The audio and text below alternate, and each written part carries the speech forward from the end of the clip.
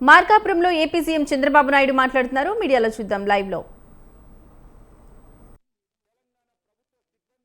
దీనికి కారణం కూడా మనం ఒకసారి అధ్యయనం చేసుకొని ఎక్కడికక్కడ పర్యావరణాన్ని పరిరక్షించుకునే బాధ్యత మనందరిపైన ఉంది. మన ఊర్లో పడిన నీళ్ళని మనం భూగర్భ జలాలుగా మార్చాలి. నేను ముఖ్యమంత్రిగా చాలాసార్లు పనిచేశాను. ఇంకుడు గుంతలు దూవితే ఎగతాళి చేశారు, చెక్ డ్యాములు కడితే ఎగతాళి చేశారు, ఈరోజు ప్రాజెక్టులు కడితే సహకరించారు. కానీ ఎవరిని చేసినా పర్వాలేదు, నేను అనుకున్న సిద్ధాంతం ప్రకారం ప్రతి ఒక్కరికి తాగునీళ్ళు ఇవ్వాలి, పరిశ్రమలకు నీళ్లు ఇవ్వాలి, సాగునీరిచ్చి ఈ రాష్ట్రాన్ని బాగు చేయడం కోసం అన్ని విధాలా ముందుకు పోతానని మరొక్కసారి హామీ ఇస్తున్నాం.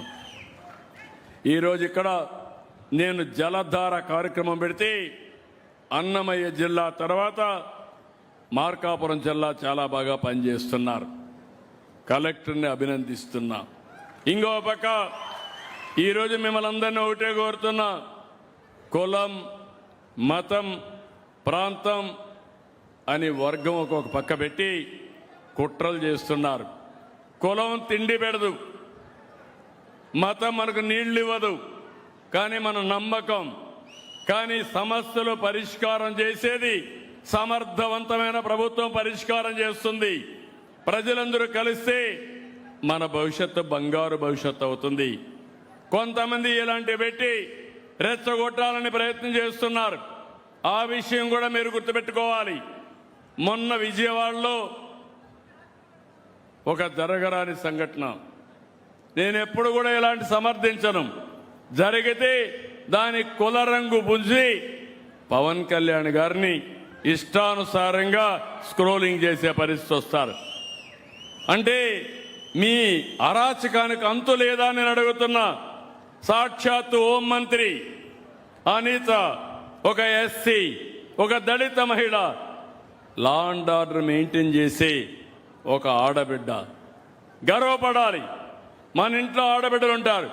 ఆ అమ్మాయిని గురించి, మేకప్ గురించి మాట్లాడతారా మీరు? ఏమనుకుంటున్నారు? ఎంత గర్వం మీకు? అంటే దిక్కు లేకుండా నీ ఇష్ట ప్రకారం ఆడబిడ్డల్ని అవమానపరిచేట్టుగా మాట్లాడడం, ఇంకొక పక్క ఎక్కడికక్కడ రెచ్చగొట్టడం, ఇంకొక పక్క పోలీసులు నిర్వీర్యం చేసి విధానంతో ముందుకు పోతున్నారు. ఈరోజు అమరావతికి వెళ్ళారు. ఎవరు వెళ్ళమన్నారు మిమ్మల్ని? అక్కడికి కుట్ర చేయడానికి వెళ్ళారు. ఇప్పటికే అక్కడ రైతాంగం బాగా ఎఫెక్ట్ అయ్యారు, కోపంలో ఉన్నారు. 5 సంవత్సరాలు పోరాడారు. రాష్ట్ర రాజధాని కోసం నమ్ముకున్న భూమిని ఇస్తే 5 సంవత్సరాలు వాళ్ళని తిప్పి తిప్పి ఆడబిడ్డలను అవమానించి ఇష్టానుసారంగా చేసి ఇప్పుడేదో రాజధాని కడతా ఉంటే వాళ్ళు బాగుపడతామని హోప్ వస్తే మళ్ళీ ఇష్టానుసారంగా వెళ్ళి కుట్ర పన్నేదాని కోసం రెచ్చగొట్టేదానికి పోతే వాళ్ళు తిరుగుబాటు చేశారు. నేను అడుగుతున్నా మిమ్మల్ని, మీ పొట్ట కొడితే మీ కోపం రాదా అని మిమ్మల్ని అడుగుతున్నా. వస్తుందా లేదా? ఎంత బాధపడ్డారు? రాష్ట్ర అమరావతి రైతులు కష్టపడ్డారా లేదా? సఫర్ అయ్యారా లేదా? 5 ఏళ్లు బాధపడ్డారా లేదా? బాధపడ్డారని చేతుల పైకెత్తండి. మళ్ళీ అదే కుట్ర, అదే పద్ధతి. వీళ్ళు మారరు. నేను అందుకే అన్నాను గొడ్డలి పార్టీ అని. ఈ గొడ్డలి పార్టీ ఎప్పుడైనా రాష్ట్రానికి చేటే. వీళ్ళు మామూలుగా రాజకీయానికి అర్హత లేని వ్యక్తులు.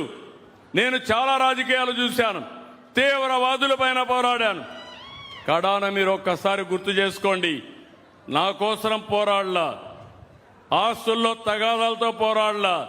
మీ సిద్ధాంతాలు కరెక్ట్ కాదు, దీనివల్ల రాష్ట్రానికి నష్టం, దేశానికి నష్టమని గట్టిగా పోరాడితే 2003లో వెంకటేశ్వర స్వామికి నేను బ్రహ్మోత్సవ సందర్భంలో లాంఛనాలు ఇవ్వడానికి పోతే నా మీదనే 23 క్లేమోర్ మైన్స్ని బ్లాస్ట్ చేశారు.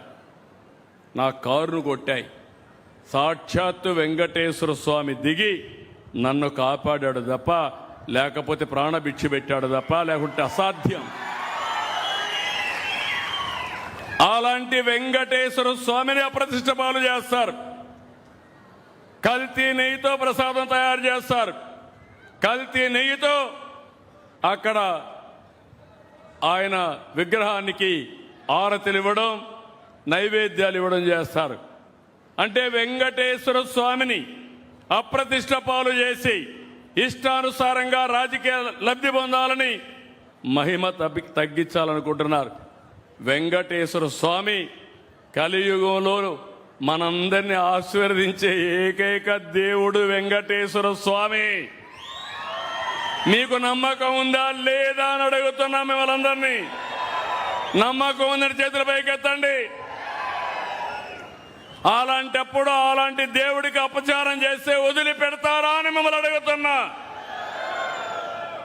నేను ఆ మాట మాట్లాడితే నిన్న దొంగ వేషాలు నామాలు పెట్టుకొని బొట్లు పెట్టుకొని పూజ చేస్తాడు.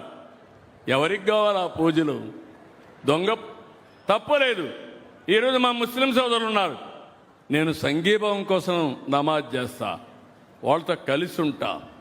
అది మత సామరస్యం. చర్చికి పోతా, నమస్కారం పెట్టి వస్తా, వాళ్ళని గౌరవిస్తా. మీరు కూడా అది చేయాలి.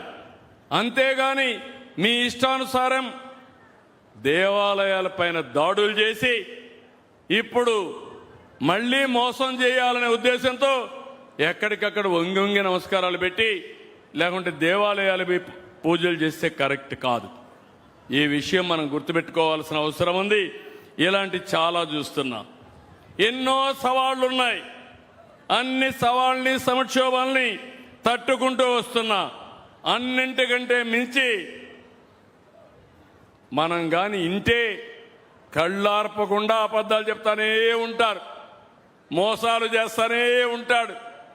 యామారితే ఏం చేస్తాడో నాకే తెలియదు. అలాంటి నేరాలు చేస్తాడు, ఘోరాలు చేస్తాడు.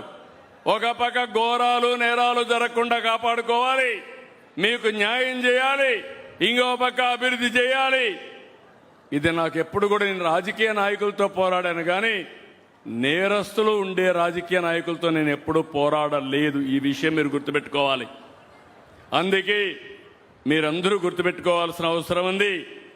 మనది పాజిటివ్ గవర్నెన్స్, వారిది క్రిమినల్ పాలిటిక్స్. ప్రజలు కూడా అప్రమత్తంగా ఉండాలి. రౌడీల్ని తయారు చేస్తున్నారు, గంజాయి బ్యాచ్ని తయారు చేస్తున్నారు, బ్లేడ్ బ్యాచ్ని తయారు చేస్తున్నారు, సంఘ విద్రోహ శక్తుని దగ్గర చేరుస్తున్నారు. ఇదే జరిగితే ఏ ఆడబిడ్డకో రక్షణ ఉండదు, మీ ఆస్తులకు రక్షణ ఉండదు. 5 ఏళ్లు చేసిన అరాచకాలను కరెక్ట్ చేయడానికి నాకు 15 ఏళ్లు పడతా ఉంది. మళ్ళీ ఏమారితే ఏమవుతాం మీరు గుర్తుపెట్టుకోవాల్సిన అవసరం ఉంది. నేను ఒకటే చెప్తున్నా, నేను అధైర్యపడను. అధైర్యం నా నరాల్లో ఎక్కడా లేదు. ఎవరైనా సరే తప్పు చేస్తే ఎంతటి వాడైనా సరే వదిలిపెట్టనని మరొక్కసారి మీ అందరికీ హామీ ఇస్తున్నా. ఈ రాష్ట్రాన్ని ముందుకు తీసుకెళ్ళాలి. గిద్దలూరు లాంటి వెనుకబడిన నియోజకవర్గాల్ని పైకి తీసుకురావాలి. ఇది ఒక మంచి అవకాశం. ఈ అవకాశాన్ని సద్వినియోగం చేసుకుందాం. మీరు ఒకటే కోరుతున్నా, మళ్ళీ విజ్ఞప్తి చేస్తున్నా, ఎవరి వల్ల మీ జీవితాల్లో మంచి జరుగుతుందో ఆలోచించుకోండి. ఏ నాయకుడి వల్ల, ఏ పార్టీ వల్ల, ఏ కూటమి వల్ల మీకు ఇవన్నీ అందుతున్నాయో గుర్తుపెట్టుకోండి. అదే సమయంలో ఇవన్నీ గుర్తుపెట్టుకొని ఎక్కడికక్కడ పూర్తిగా సపోర్ట్ చేసి మీరు అండగా ఉండాల్సిందిగా మరొక్కసారి నేను మిమ్మల్ని అందరినీ కోరుతున్నా.